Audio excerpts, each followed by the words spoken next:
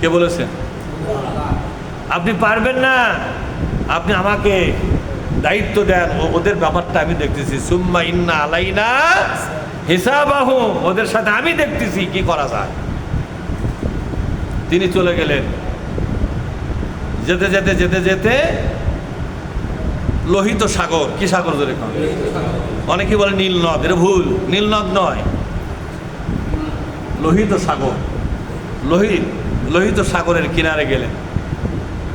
এরপরে মুসা ইসলামের সাথে লোকেরা বলল, ইন্না লা মুদরাকুন, ওগো মুসা আমরা ধরা পড়ে গেছি। আল্লাহ নবী মুসা বলেন, না রে না, কিসের ধরা পড়ে গেছি? আল্লাহ পাক আমাদেরকে দেখভাল করতেছেন, তিনি সিদ্ধান্ত নেবেন কে ধরা পড়ে আর কে খসে যায়। সব ব্যাপার আল্লাহ পাক নিজে দেখতেছে। ওই আল্লাহর প্রতি আমার ভরসা আছে। কিসের ধরা পড়ে গেছি, কার ধরা কে খায়, একটু অপেক্ষা করো। আল্লাহ পাক মুসাকে বললেন, মুসা হাতের মধ্যে তোমার কি আছে? বলে লাঠি আছে। সাগরে বাড়ি দাও। একটা বাড়ি দিল, বিশাল একটা রাজপথ তৈরি হয়ে গেল। পায়ের নিচের পানি শক্ত হয়ে গেল, দুই দিকে পানির দেওয়াল, পায়ের তলে পানির আস্তরণ পড়ে গেল। মনে হয় পানিটা বীজ ঢালা রাস্তার মতো শক্ত হয়ে গেল। সুবহানাল্লাহ। সবাই নেমে পড়ো, সবাই নেমে পার হয়ে গেল। ওই রাস্তা ধরে ফেরাউন তার সেনাবাহিনী, লক্ষ লক্ষ রাজনীতি নেতা কর্মী সবাই ঢুকে পড়েছে। আজকে তার উৎসবের দিন, মৌলবি নিধনের দিন, দেশটাকে অভিশাপ মুক্ত করার দিন। আল্লাহ পাক বলে, ফেরাউন কারা অভিশাপ আর কারা রহমত আজকে তোমাদেরকে হারে হারে বুঝে দিব। কে রহমত আর কে অভিশাপ,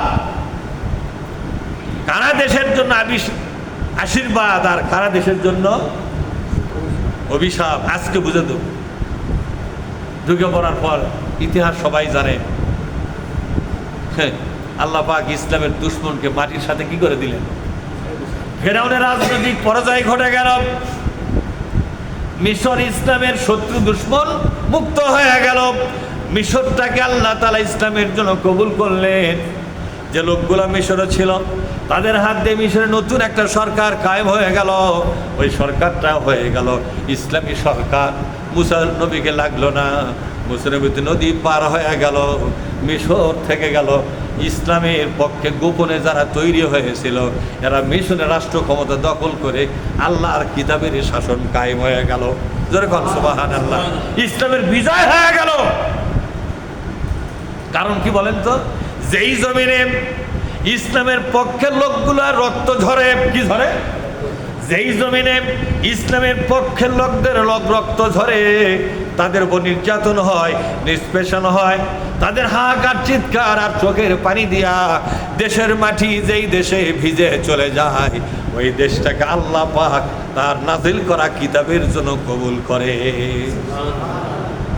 মিশরটা ইসলামের রাষ্ট্র হয়ে গেল, সাগর পার হয়ে চলে গেল মুসা আলাইহিস সালাম। এই সেই আশুরা, এই সেই